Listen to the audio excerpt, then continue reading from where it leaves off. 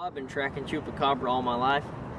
Many times I'd go out in the woods. We'd be out in a big group trying to look for them, stop them from eating the livestock on the farm. When I was little, I was attacked by a Chupracabra. I've been hunting them ever since.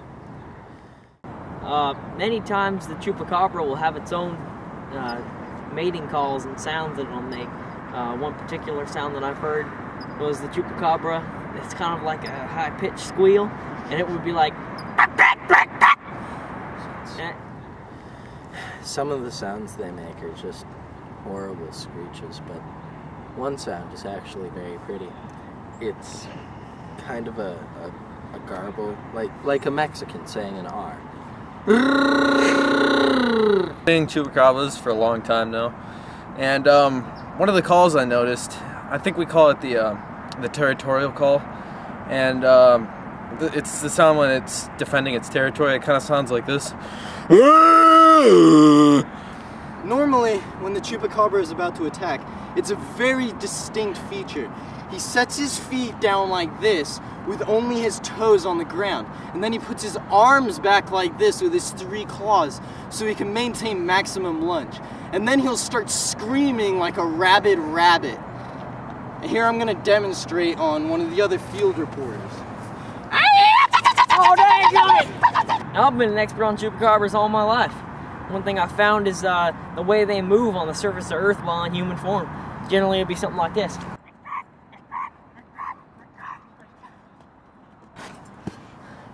That's about how they walk.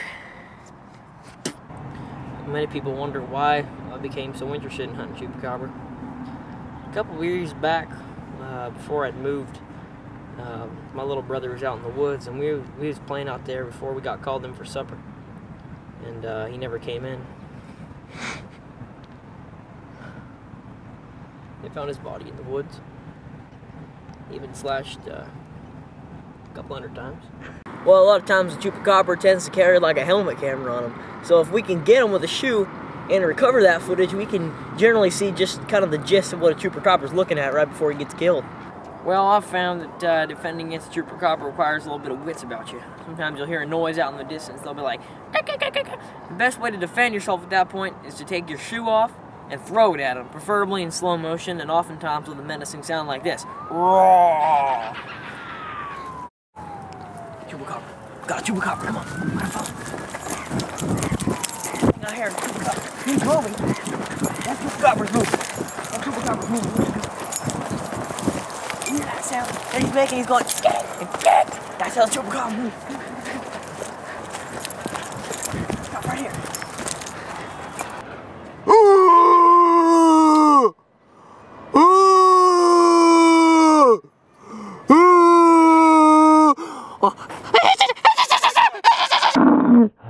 Now over here we have the head region. The head region is usually unique because it's the only animal of any kind on Earth that is born with an attached helmet camera.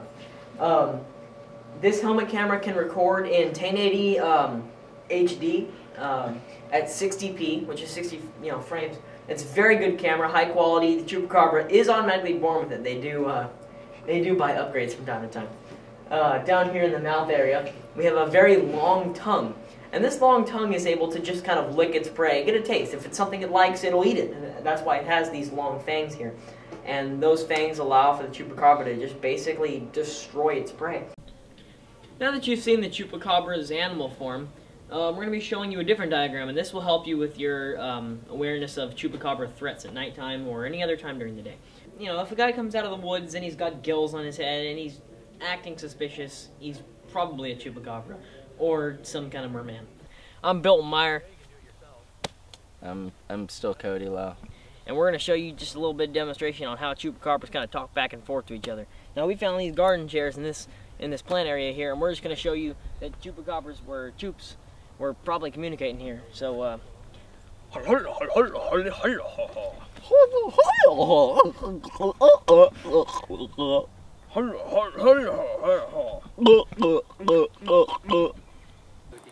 Now we've heard rumors in the past few days, we're not really sure, but apparently Chupacabra's been evolving to fit their environment to the point where they can breathe fire. So this area right here could have been burned down days ago by with fire-breathing dragon technology. probably even planted the grass afterward.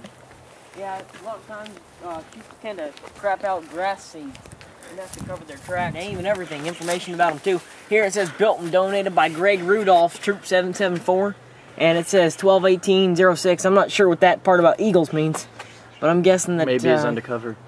Yeah, I'm thinking that probably Troop 774 means there are about 776 troops out here. Because we're probably missing about 2 troops. See that? You see, camera guy, you look up there, you see that wall right there?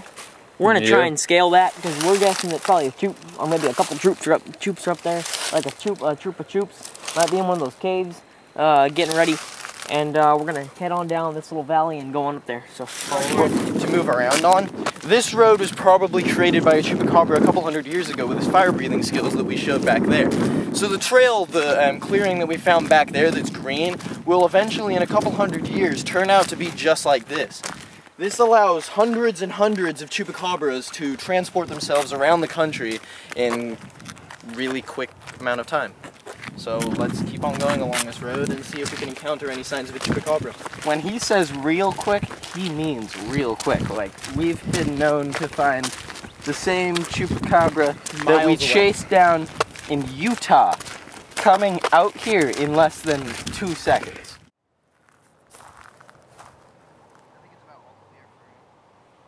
It's looking like it's all clear. You might want to just move up. Alright, copy.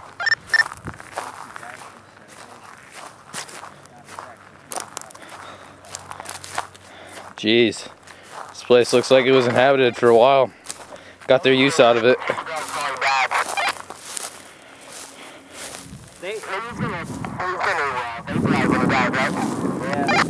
Start looking around for his camera.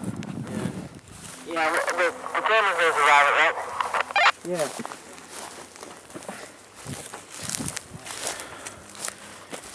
He was obviously sleeping when he died. The troop wasn't involved either. You want to gather the footage and see what we can do with it? We can do that. No, probably not. I mean, we'd have to go back to the lab and check it out. Let's just do that later, man. Okay, alright. Okay, so the Chupacabra was most likely injured when it came running through here from probably these outlying fields, probably attacked by a snake or some other kind of animal that hunts the Chupacabra. And as you can see here, all the little streamers, the Chupacabra probably ran through these bushes, excuse me, reporter, and ran into this house and ended up passing out from the lack of streamers. And when it entered its house, it probably fell asleep and passed away, unfortunately. Hey, do you look up there? I think I got something on that ridge. Might be a choop. Let me see. Give me the camera. Could have been the choop that attacked him. Like maybe there's a choop up there.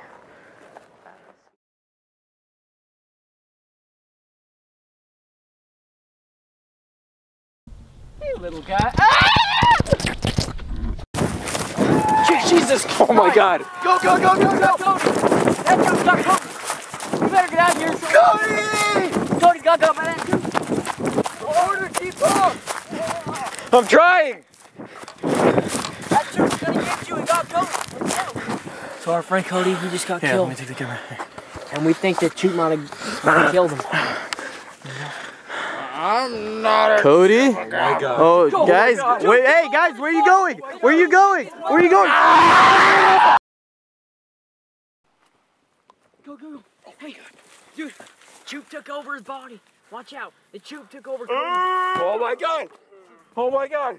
Choop took over his body.